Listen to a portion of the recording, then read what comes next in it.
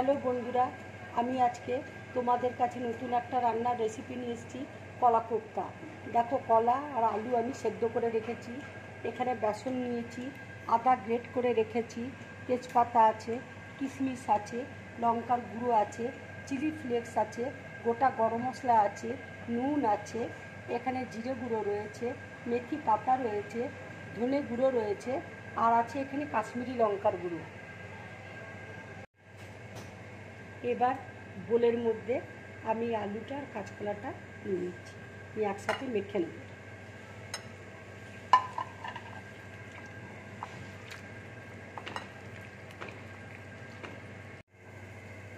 এবার আমি বেসনটা দিয়ে দিচ্ছি।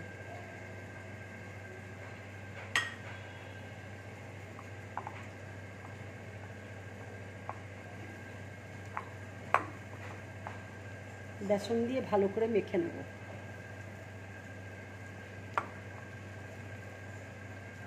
এবার আমি একটু হলুদ দিয়ে দিচ্ছি, একটু নুন দিয়ে দিচ্ছি, একটু জিরে গুঁড়ো দিয়ে দিচ্ছি, মেথি পাতা দিয়ে দিচ্ছি, একটু ধনে গুঁড়ো দিয়ে দিচ্ছি, একটু লঙ্কা গুঁড়ো দিয়ে দিচ্ছি, চিলি ফ্লেক্স দিয়ে দিচ্ছি।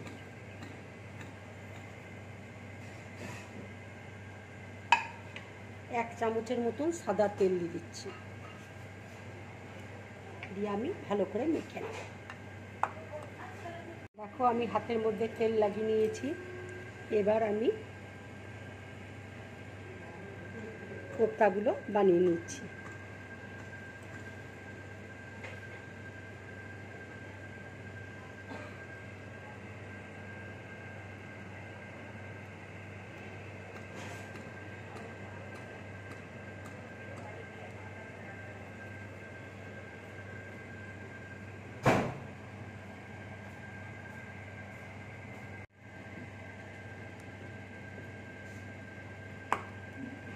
দেখো আমি কিভাবে বানাচ্ছি।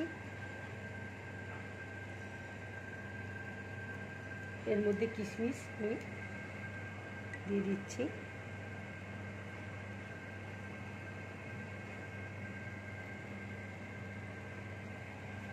এইভাবে আমি কোপ্তাগুলো বানিয়ে নেব।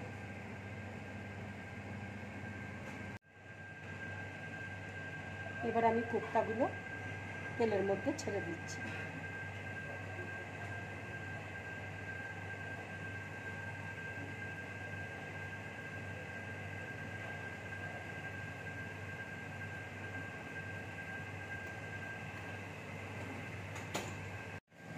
কলার কোপ্তাটা দেখো আমার ভাজা হয়ে গেছে।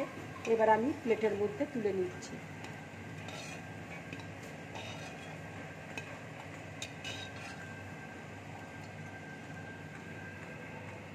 এইভাবে তোমরা কোপ্তাগুলো ভাজবে।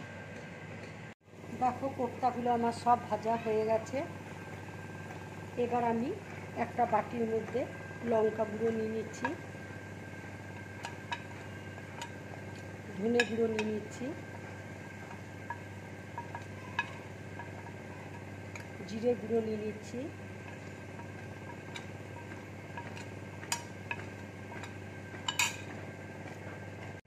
একটু হলুদ দিয়ে দিচ্ছি,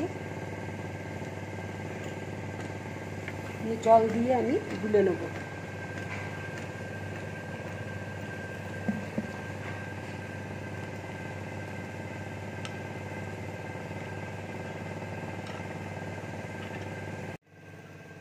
তেল দেখো গরম হয়ে গেছে। এবার আমি গোটা গরম মশলা আর তেজপাতা দিয়ে দিচ্ছি।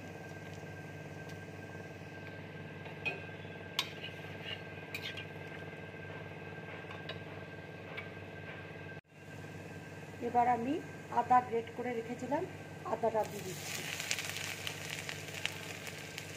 আদাটা একটু ভাজা হয়ে গেলে আমি মশলাটা দিয়ে দেব।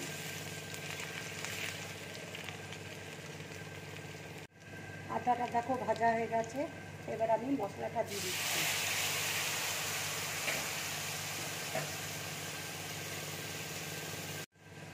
এবার আমি কাশ্মীরি লঙ্কার গুঁড়োটা দিয়ে দিচ্ছি।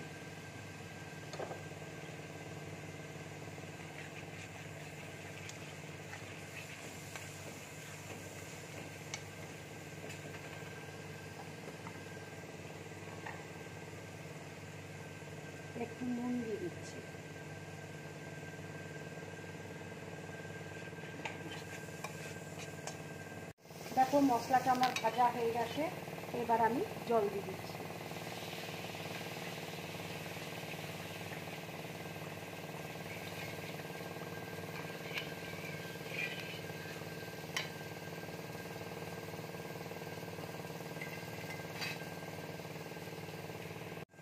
ঝোলটা ফুটে উঠলেই আমি কোপ্তাগুলো দিয়ে দেবো। এবার আমি একটু মিষ্টি দিয়ে দিচ্ছি।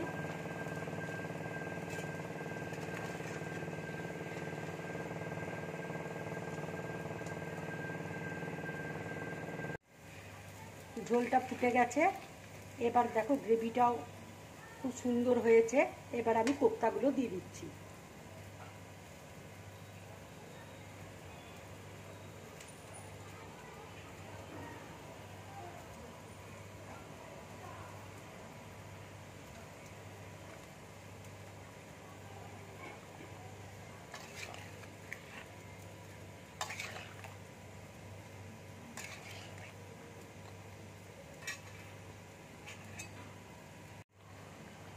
এবার আমি একটু ঘি দিয়ে দিচ্ছি।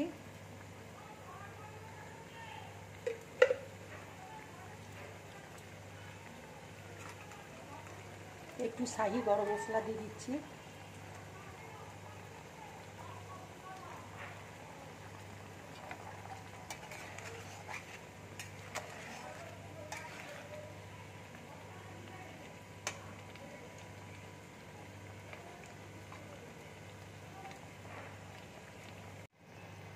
রান্নাটা দেখো হয়ে গেছে, এবার আমি গ্যাসটা অফ করে দিচ্ছি, বাটির মধ্যে ঢেলে নিচ্ছি।